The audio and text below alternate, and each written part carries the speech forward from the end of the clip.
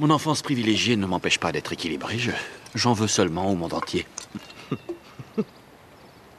Tu préfères sûrement la compagnie des concepts algébriques au rapport humain? Ma prof de 6e disait qu'on m'avait servi double portion de cerveau, mais seulement une demi-portion de cœur. Eh bien, bonjour mes amis, bienvenue chez moi pour une nouvelle vidéo. Nous sommes aujourd'hui le lundi 21 août 2023 et c'est toujours un plaisir mes amis de vous retrouver avec moi. Je vais vous parler aujourd'hui d'un film que je viens juste de terminer. J'ai commencé hier soir, j'ai terminé ce matin. Ça s'appelle Un homme déception. C'est un film, je pense, que j'avais déjà vu mais que j'avais oublié, donc j'ai eu plaisir de le revoir aujourd'hui. Donc origine c'est États-Unis, la réalisation c'est Ron Howard et qui fait de lui de très bons films.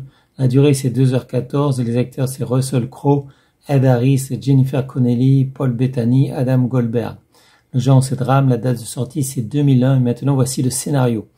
En 1947, étudiant les mathématiques à l'université de Princeton, John Forbes Nash Jr., un brillant élève, élabore sa théorie économique des marchés financiers qui peuvent être calculés très précisément.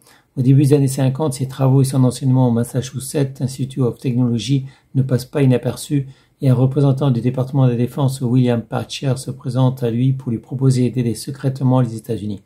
La mission de John consiste à décrypter dans la presse les messages secrets d'espions russes censés préparer un attentat nucléaire sur le territoire américain. Celui-ci va y consacrer rapidement tout son temps, et ce au détriment de sa vie de couple avec Alicia. Ce job n'est toutefois pas sans risque. Les agents ennemis surveillent ses moindres faits et gestes, mais personne ne le croit. Oui, mes amis, c'est vraiment un film un peu spécial. Donc, c'est un drame, c'est pas une comédie. Donc, qui est très très bien joué, notamment par Russell Crowe. Mais ce qu'il faut savoir, c'est que ce génie, donc qui est cet étudiant en mathématiques, donc John Forbes Nash. John Forbes Nash, c'est un schizophrène. C'est un génie, mais c'est aussi un malade mental, c'est aussi un schizophrène.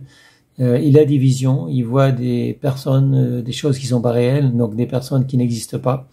Il les voit et ça va lui causer beaucoup de tort évidemment dans son couple, dans sa vie professionnelle. Il va finir dans un asile psychiatrique, il va être traité, il va devoir prendre des médicaments.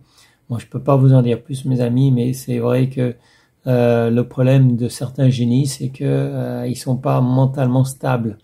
Donc, ce génie, effectivement, en mathématiques, n'était pas stable du tout. Et il avait des visions et il croyait que c'était des personnes réelles. Et ça va lui causer beaucoup de tort dans sa vie de couple, dans sa vie professionnelle, tout ça. Donc, est-ce que je recommande ce film? Oui, mais ça dépend. Ça dépend parce que c'est perturbant, c'est un drame, c'est pas amusant.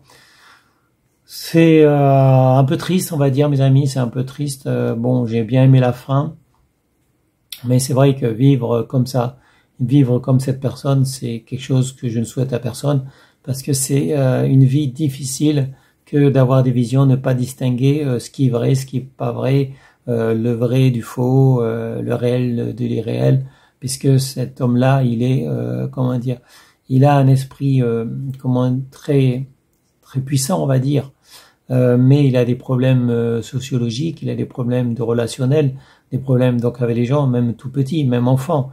Sa maîtresse lui avait dit que au niveau de l'esprit, il avait reçu 2 fois plus que les autres, mais au niveau du relationnel, il avait que la moitié de ce qu'il aurait dû recevoir. C'est-à-dire qu'il avait des difficultés à établir des contacts normaux avec les gens. Et après, bon, son esprit lui jouait des tours, hein, c'est-à-dire que il avait un esprit brillant, mais son esprit lui faisait croire des choses qui n'étaient pas vraies. Donc le problème des schizophrènes, c'est que c'est parfois des génies, mais ils ont des problèmes comme les autistes d'ailleurs, certains autistes, enfin ou la plupart des autistes même, ont des problèmes relationnels avec les gens. Ils n'arrivent pas vraiment à nouer des contacts humains normaux, classiques.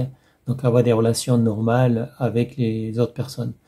Donc John Nash, c'est pareil, il avait des problèmes de relationnel, problèmes de contact, et c'était un génie peut-être, mais c'était aussi un schizophrène. Bon voilà, donc c'est un drame, je valide à moitié parce que c'est un peu triste et c'est un film ancien, c'est un film qui date de 2001, donc sorti en 2001, donc c'est quand même très ancien. Vous aurez peut-être envie de voir, de connaître l'histoire de cette personne. Mais voilà, donc à vous de voir, mes amis. À vous de voir, mes amis. Donc je ne peux pas valider vraiment ce film-là parce que c'est un peu triste. C'est un drame, c'est pas pour tout le monde. Voilà.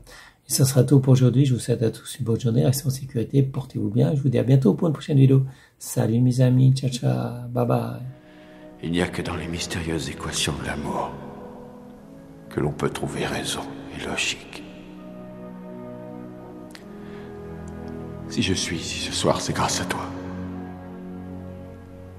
Tu es ma raison d'être.